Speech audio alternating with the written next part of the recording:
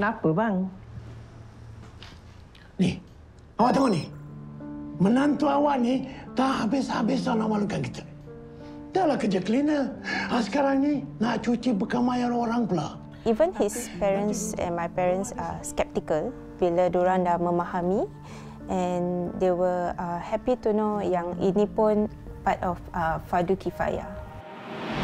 First time tu memang bimbang, risau lah, because pertama kali kita dapat panggilan macam ini. Malam tu kita bincang macam mana nak buat pembersihan itu. Dia punya darah, dia punya maggots, how do we deal with that. Saya punya kerja runner. Saya menolong ambil barang dan menolong buang sampah. Saya nampak ayah dan kakak saya boleh buat, saya pun nak macam ikut diorang. Mula-mula saya tak galakkan pasal diorang masih muda. Saya kasih diorang peluang, tengok yang first time diorang buat tu macam mana. Saya mahu lihat first hand experience, macam mana dia lakukan. Tapi bila saya pergi sana, saya pun terperanjat juga. Dia bukan kerja yang senang.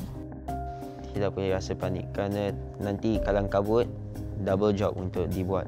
Minda harus tegas dan rasa berani untuk buat.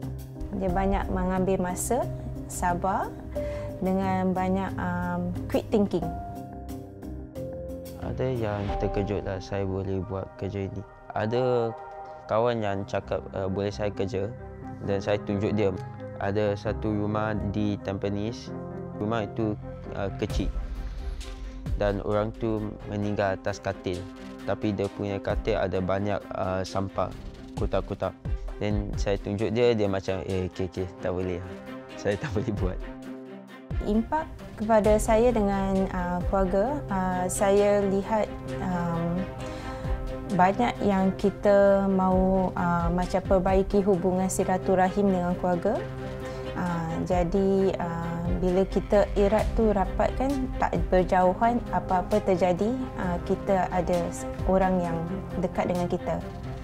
Saya harap saya boleh terus tolong ayah dengan kakak duk kerja ini.